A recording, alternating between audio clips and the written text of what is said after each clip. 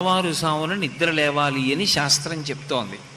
నిద్ర లేచినప్పుడు ఎలా నిద్ర లేవాలి, ఎలా ప్రవర్తించాలి శాస్త్రం చెప్తోంది.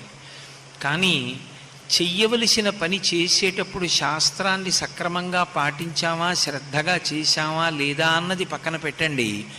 నిషిద్ధ కర్మని చేసేటప్పుడు మాత్రం పరమ జాగ్రత్తతో ఎంతో శ్రద్ధగా చేసినట్లు కనపడుతుంది.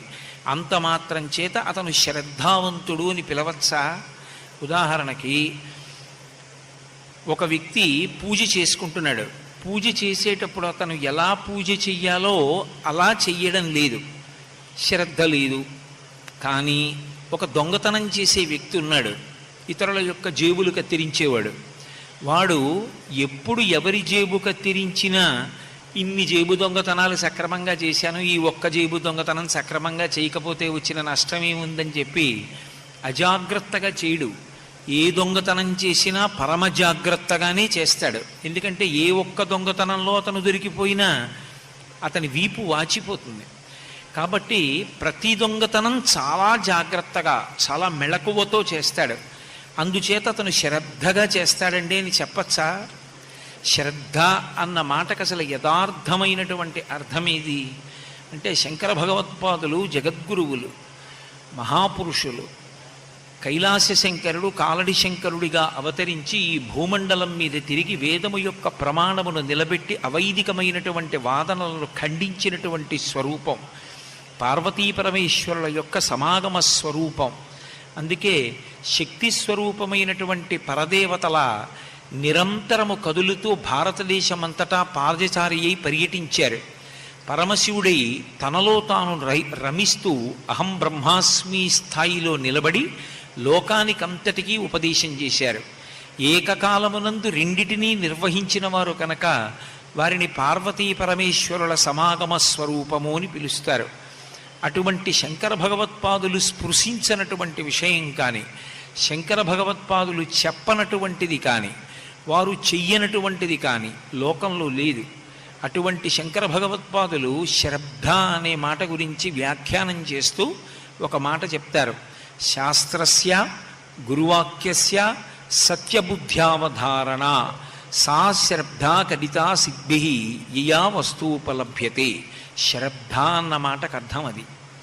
శ్రద్ధ అంటే శాస్త్రస్య, శాస్త్రమునందు, గురువాక్యస్య, గురువు యొక్క మాట యందు, సత్యబుద్ధ్యావధారణ, ఈ రెండూ సత్యములే.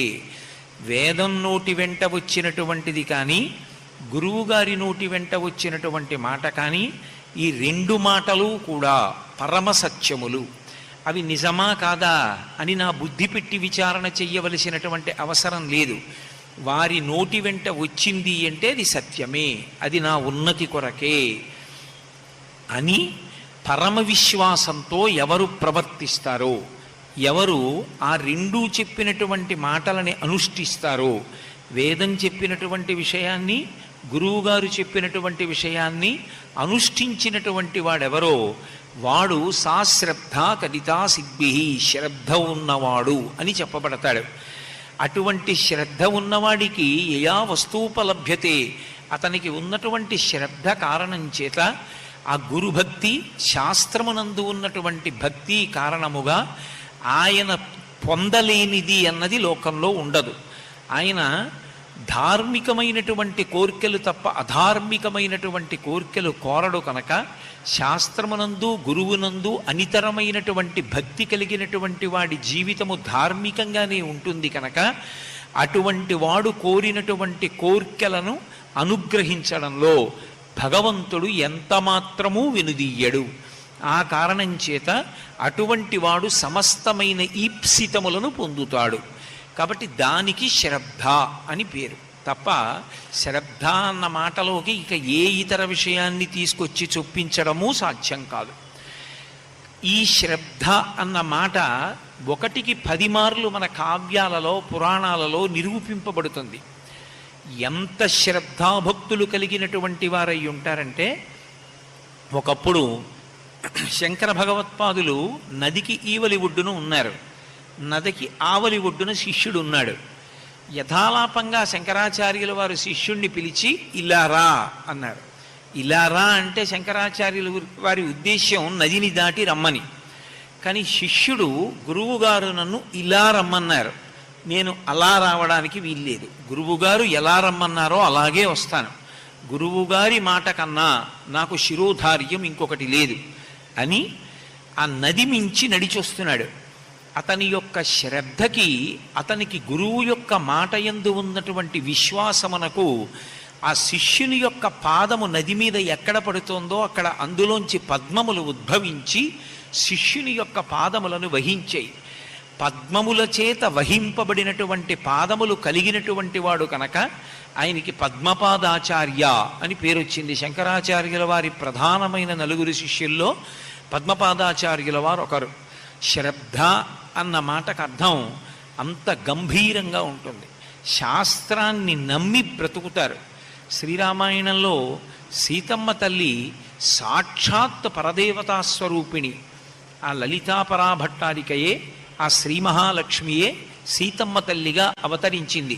ఆవిడే చెప్పుకుంది అయోధ్యకాండలో అనసూయమ్మతో మాట్లాడుతూ, అమ్మా నా తండ్రి ఈ భూమిని ఆ నాగలి పెట్టి దున్నినప్పుడు నాంత నేనుగా పైకి లేచానని చెప్పింది. బాలకాండలో జనక మహారాజు గారు కూడా అదే చెప్తాడు. అథమే కృషత క్షేత్రం లాంగలాదుద్దితామయ క్షేత్రం శోధయతా లబ్ధ్వా నామ్నా సీతీతి విశ్రుత అని చెప్పాడు.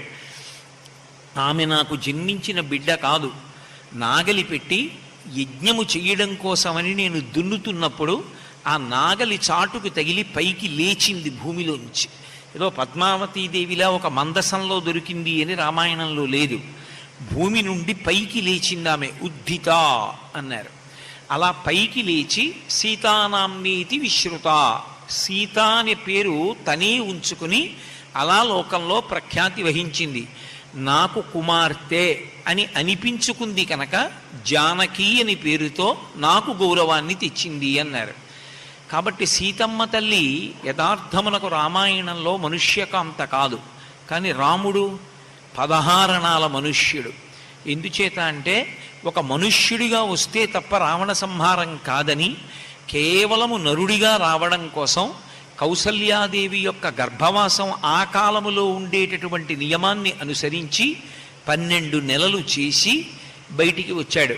తతశ్చ ద్వాదశే మాసే చైత్రే నవమికి తిథౌ నక్షత్రేదితి దైవచ్చే శోచ్ఛ సంస్థేషు పంచషు గ్రహేషు కర్కటే లగ్నే వక్పతాం బిందునా సహ ప్రోద్యమానే జగన్నాథం సర్వలోక నమస్కృతం అన్నారు మహర్షి.